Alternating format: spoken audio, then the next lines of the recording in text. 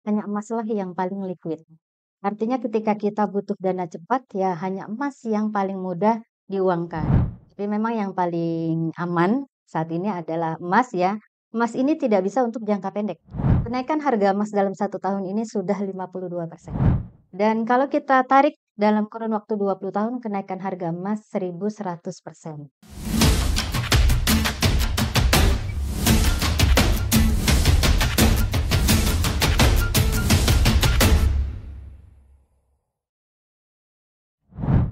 Halo Sobat Holopis, jumpa lagi bersama saya Brenda Iskarina di Ruang Tamu Holopis Channel. Emas, Sobat Holopis, saat ini dianggap menjadi investasi yang aman karena dinilai sebagai safe haven, di mana emas kerap kali dinilai sebagai investasi yang aman terhadap inflasi dan juga gejolak ekonomi. Namun, masyarakat juga harus tetap mengetahui apa saja keunggulan dan juga kekurangan dari investasi emas, apalagi dengan semakin banyaknya instrumen investasi di luar sana. Untuk itu Sobat Hopi, saat ini saya sudah ditemani dengan narasumber kami. Pada hari ini di ruang tamu saya sudah ditemani Ibu Siti Syamsiah. Ibu Syamsi yang merupakan area mikro dan pawning manager di Bank Syariah Indonesia area Saharjo, Jakarta Selatan. Halo Ibu Syamsi, apa kabar? Alhamdulillah baik. Alhamdulillah baik, sehat ya Bu ya? Alhamdulillah sehat. Alhamdulillah sehat. Jadi kita hari ini membahas emas nih, Iya. Ibu Syamsi, yang saya yakin juga Sobat Hopis banyak penasaran nih ya, apalagi yang generasi Z, yang milenial, yang sering sekali menganggap investasi emas itu adalah sebuah safe haven. Betul. Dimana katanya sering sekali dianggap aman begitu ya terhadap gejolak ekonomi, inflasi. Ini apakah benar? Mengapa Bu Syamsi emas ini dianggap sebagai aset yang safe haven begitu? Baik. Kalau kita bicara emas, emas memang safe haven ya. Artinya yang pertama, emas itu memproteksi aset kita dari yang namanya inflasi. Jadi sebagai contoh, ketika kita di tahun 90-an ya, dengan uang 4 juta kita bisa beli sebuah sepeda motor Honda Astrea Grand. Saat itu di tahun 90 harga emas masih 20.000, dengan uang 4 juta kita bisa dapat 200 gram emas ya. Sementara kondisi saat ini di tahun 2025 harga emas sudah tembus ke 1,6 juta ya. Kalau kita punya uang 4 juta, kita sudah tidak bisa lagi membeli sebuah sepeda motor. Tapi kita hanya bisa beli sepeda tanpa motor. Dan kalau kita belikan emas ternyata kita cuma dapat 2,5 gram emas. Artinya jauh sekali ya, dari yang tadinya 4 juta bisa dapat 200 gram emas, sekarang cuma 2,5 gram emas. Lantas bagaimana kalau kita sudah punya 200 gram emas dan kita uangkan sekarang? Nilainya sudah 300 juta. Jadi kendaraan yang tadinya kita dapat motor, kita sekarang sudah bisa membeli sebuah mobil. Kalau 200 gram tadi diuangkan. Kemudian yang kedua, emas ini memiliki likuiditas yang tinggi. Artinya ketika kita butuh dana cepat, kita dengan sangat mudah menguangkan emas tersebut. Bisa dengan cara digadaikan di BSI, ya di Bank Syariah Indonesia. Jadi kalau Bapak Ibu semua yang belum tahu, kalau di BSI ada gadai emas, kita bisa, ya. Jadi keuntungannya apa kalau gadai emas di BSI? Yang pertama taksirannya tinggi dan biayanya lebih murah, ya seperti itu. Kemudian yang ketiga, harga emas ini cenderung naik dari tahun ke tahun. Kita ketahui dulu, saya waktu pertama kali membeli emas di tahun 2010, harga emas itu masih di 300.000. Sekarang luar biasa pergerakan harga emas sudah sampai 1.600.000. Jadi seperti itu. Makanya dianggap emas ini sebagai safe haven ya. Jadi menjadi investasi yang aman ketika terjadi satu ketidakpastian kondisi global atau terjadi gejolak ekonomi.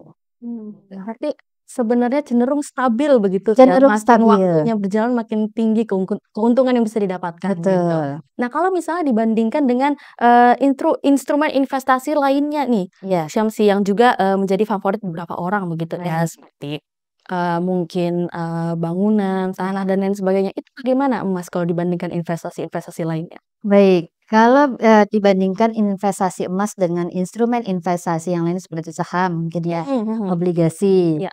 Kalau bicara jadi ada beberapa poin, yang pertama kita lihat dari sisi resiko.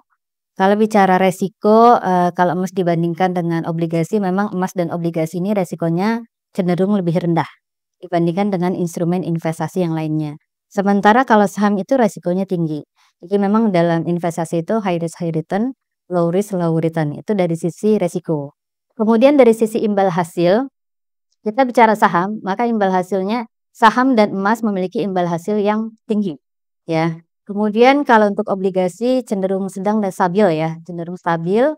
Nah, kemudian kalau dari sisi likuiditas, hanya emaslah yang paling liquid. Artinya ketika kita butuh dana cepat, ya hanya emas yang paling mudah diuangkan. Mungkin kalau kita ke sektor real, kita butuh waktu yang agak lama untuk bisa menguangkan.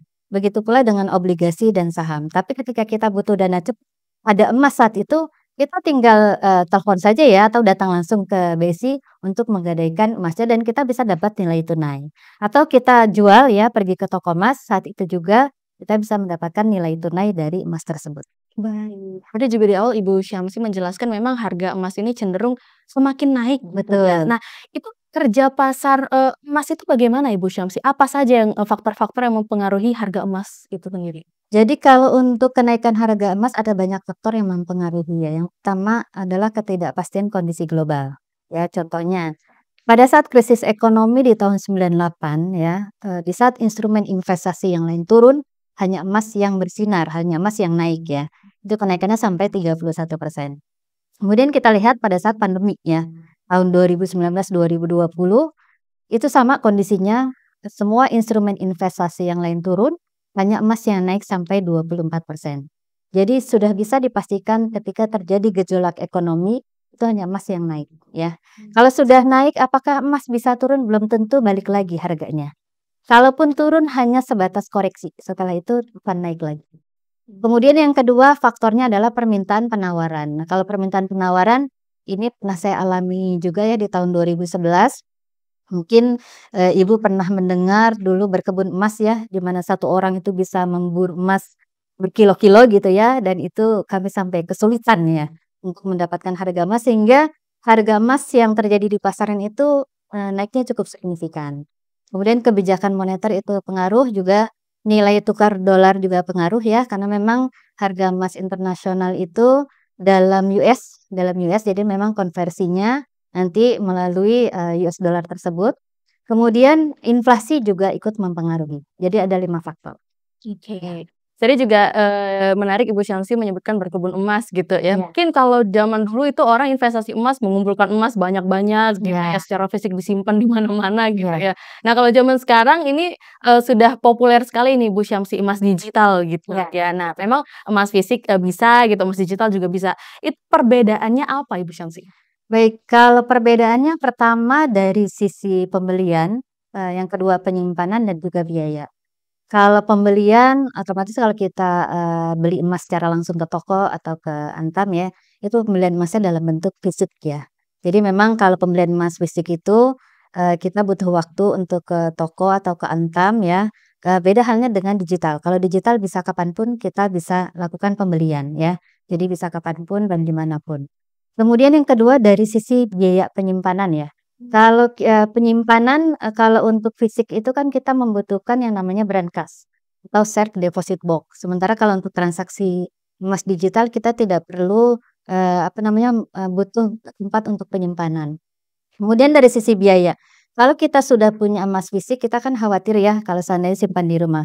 Otomatis biasanya kita mencari tempat penyimpanan yang aman, mungkin salah satunya safe deposit box di bank dan itu kan ada biayanya. Sementara kalau emas digital ya tidak ada biayanya seperti itu. Berarti ini lebih tergantung dengan, praktis dan juga pilihan masing-masing gitu Betul. ya. Tadi disampaikan Ibu Syamsi, kalau beli emas digital bisa dari mana saja, jadi hampir seperti belanja online begitu ya, Iya, benar ya belanja kepraktisannya gitu. iya, lebih praktis, lebih mudah dan kapanpun dimanapun bisa dilakukan. Betul Iya, betul, tidak perlu berangkas juga, tapi kan setiap orang berbeda-beda, ada yang lebih betul. aman merasa ada fisiknya gitu Iya, ya. Nah, membahas soal perbandingan keduanya nih Ibu iya, Syamsi, pasti kan, digital dan juga fisik ada kelebihan dan kekurangan masing-masing. iya. Apa saja, Ibu Syamsi? Kalau emas fisik, kepemilikan aset kan nyata ya, jadi memang kita pegang. Ya saya pun sendiri lebih lebih prefer tuh fisik ya, karena suatu saat kita butuh ya, kita bisa jual di manapun. Beda halnya dengan emas digital ya, kalau emas digital kan memang karena tersimpannya di sebuah aplikasi, di sebuah platform, jadi memang secara fisik tidak kita miliki. Tapi kalau untuk, penjualan emas digital itu tidak bisa, ke seluruh toko. Karena kan begitu kita membeli di platform A, berarti kita harus menjual di platform tersebut, seperti itu. Jadi itu plus minusnya. ya. Oke. Iya. Nah, Ibu Syamsi kalau terkait, bagaimana sih Ibu Syamsi strategi yang tepat untuk melakukan diversifikasi emas? Ya. Baik, kalau diversifikasi emas ini jadi, tergantung ya nanti kalau kita bicara konsep investasi kan jangan taruh semua aset kita dalam satu keranjang yang sama. Itu harus, dibagi-bagi mana yang untuk kebutuhan jangka pendek ya, mana untuk kebutuhan jangka menengah sampai jangka panjang. Kalau jangka pendek memang kita butuh, karena setiap individu kita membutuhkan yang namanya dana darurat ya. Dana darurat satu orang ya kurang lebih 3 kali besaran gaji kalau itu pegawai ya. Berarti kalau di dalam rumah ada 4 orang berarti harus dikali 3 ya. Kemudian untuk jangka menengah, jangka panjang ini banyak pilihannya. Tapi memang yang paling aman saat ini adalah emas ya. Emas ini tidak bisa untuk jangka pendek, karena kalau jangka pendek harganya sangat fluktuatif. Jadi kalau sekiranya kita rencanakan, kebutuhan itu untuk jangka menengah sampai jangka panjang, ambillah ke dalam investasi emas salah satunya. Jadi harus dibagi-bagi, jadi nggak bisa semuanya kita taruh di emas, nggak bisa juga. Harus ada yang di tabungan, harus ada juga yang di emas atau di instrumen investasi yang lainnya. Oke. Nah, yang ini juga, sepertinya pertanyaan yang banyak ditanyakan oleh para masyarakat, anak-anak muda yang baru Iya. memilih untuk investasi emas ini, Bu Syamsi. Jadi, kalau membahas soal diversifikasi emas tadi nih, Bu Syamsi, Betul. kira-kira berapa persen dari total portofolio investasi yang ideal nih untuk dialokasikan kepada emas, begitu? Baik. Kalau kondisi ideal, idealnya memang ya, ini banyak mazhabnya sebenarnya. 10 sampai 30%, tapi tergantung kita berada di fase perencanaan keuangan yang mana. Jadi kalau kita bicara perencanaan keuangan itu ada tahapan yang pertama adalah di atas usia 20 ya. 20 pada saat kita lulus kuliah, mulai bekerja, itu disebut dengan fase yang namanya menciptakan kekayaan ya. Di usia sekitar 22 sampai dengan 30 tahun. Nah, biasanya di usia tersebut, kita masih banyak kebutuhan ya. Apakah untuk, persiapan A, B, dan C gitu ya.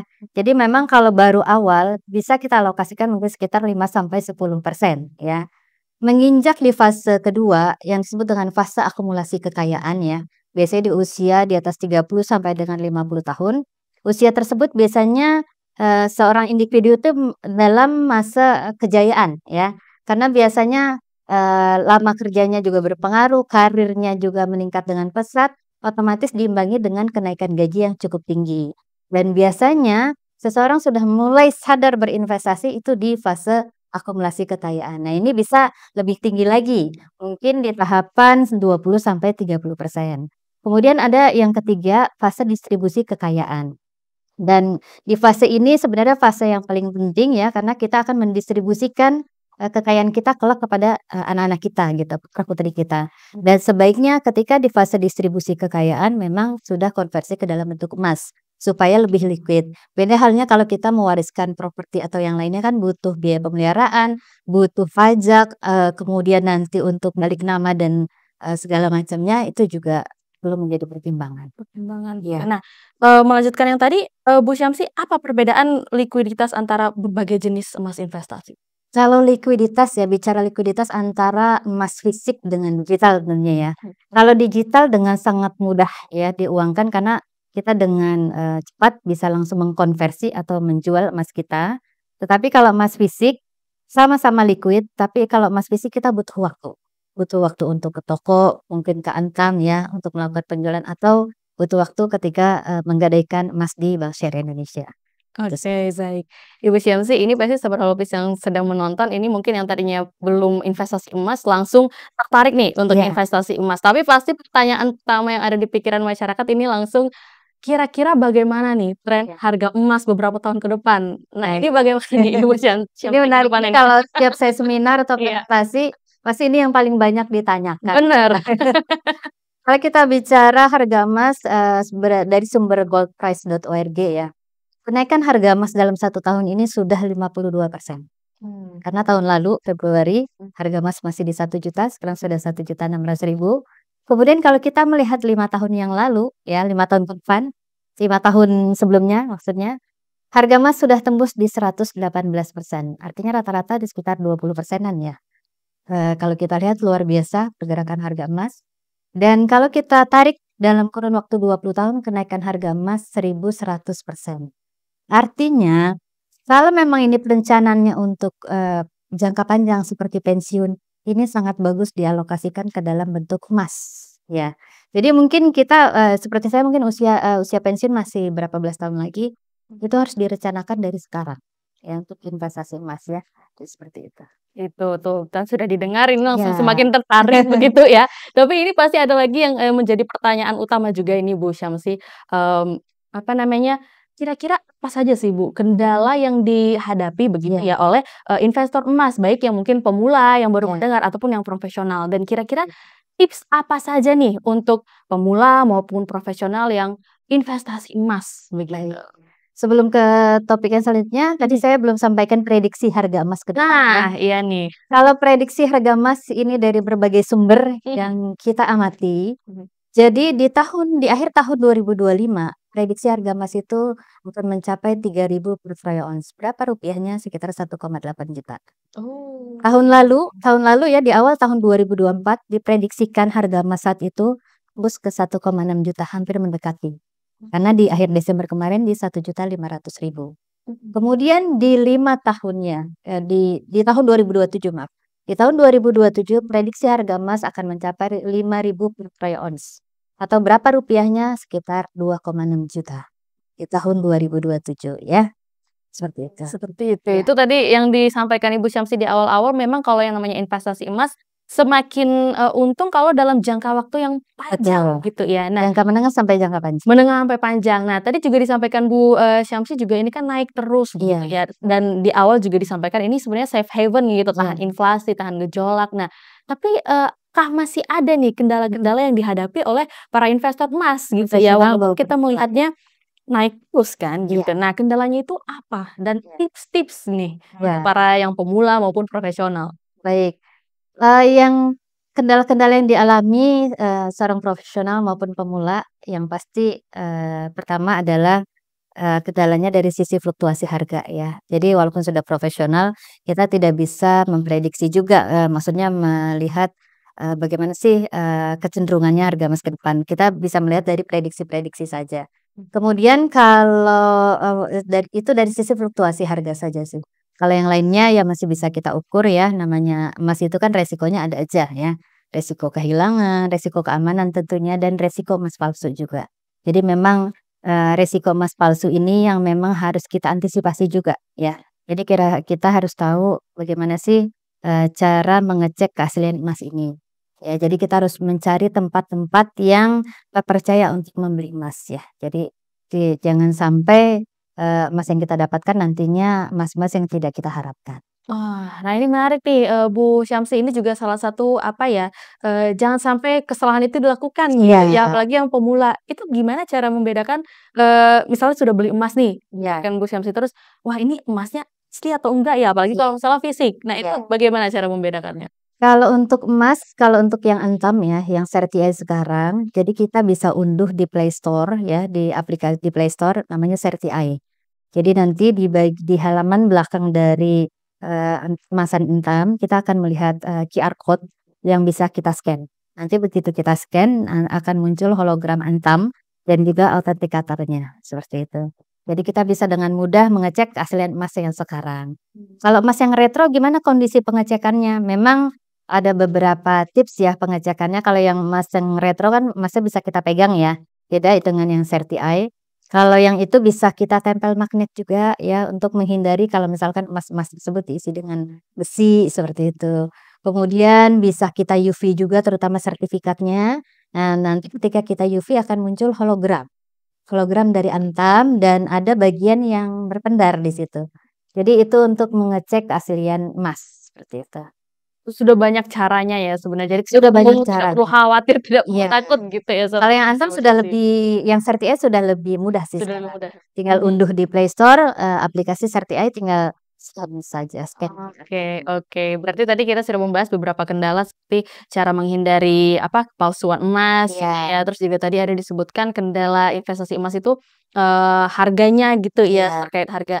Ada lagi nggak kira-kira Bu Syamsi, kendala-kendala yang bisa didapatkan nih untuk para investor emas dan apa aja tips untuk menghindari kendala itu? iya. Kendala-kendalanya sih paling yang tadi saya sampaikan ya, dari sisi fluktuasi harga, kemudian kita harus mengecek keaslian emasnya juga ya. Kemudian kalau tadi tips untuk pemula ya, tips untuk pemula bagaimana sih, untuk investasi emas ini? Yang pertama pastinya kita harus tetapkan tujuan investasi. Itu yang harus ditetapkan dulu ya, apakah tujuannya untuk menikah, atau tujuannya untuk biaya pendidikan anak ya, atau persiapan ibadah apapun keyakinannya, atau persiapan pensiun ya.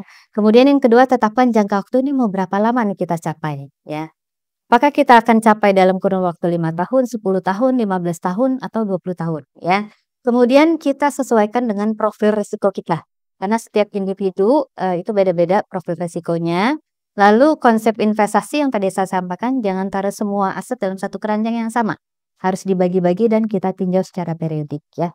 Jadi kalau untuk tadi baik pemula maupun profesional, bagaimana sih mengatasi masalah-masalah yang tadi ya kita sampaikan seperti itu.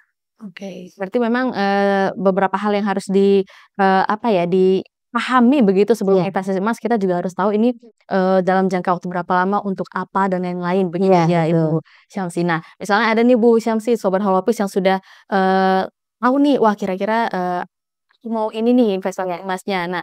Nah, ketika menjualnya nih Bu Syamsi, iya, kira-kira kapan waktu yang tepat untuk menjual emas iya, agar mendapatkan harga yang baiklah, yang paling iya, menguntungkan gitu, iya. kira-kira kapan dan tipsnya itu seperti apa?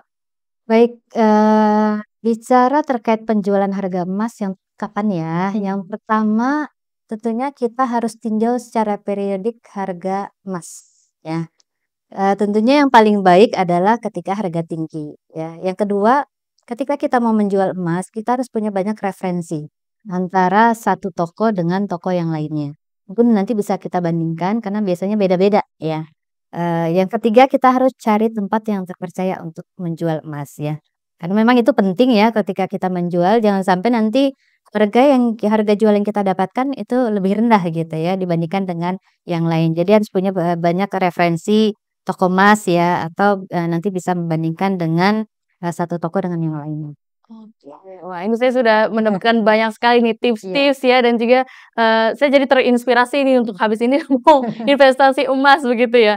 Ibu Syamsi mungkin, terakhir ada yang ingin disampaikan begitu kepada sobat Holopis yang menonton, apalagi nih terutama untuk yang ingin investasi emas nih mungkin sebagai pemula apalagi? baik untuk pemula, untuk investasi emas kemudahannya bisa didapatkan di Bank Syariah Indonesia. Saat ini Bank Syariah Indonesia memiliki salah satu produk investasi ya, salah satunya investasi emas, yang membantu Bapak Ibu semua di sini memiliki emas dalam jumlah besar tapi dengan cara mencicil. Karena kalau kita beli sekarang luar biasa harganya sudah cukup tinggi.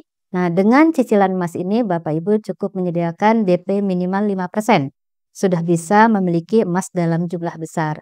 Dan keuntungannya apa kalau cicilan emas di BSI? Keuntungannya angsurannya tetap ya. Jadi harga emas diikat di awal meskipun nanti di pertengahan, periode angsuran emas, terjadi kenaikan harga emas, maka angsurannya tidak akan berubah. Itulah yang menjadi keuntungan dari, cicilan emas ini ya. Kemudian emasnya tersimpan aman karena emasnya tersimpan di brankasnya BSI. Jadi Bapak Ibu Mhm. di sini yang investasi emas di BSI tidak perlu khawatir ya, karena emasnya diasuransikan ya.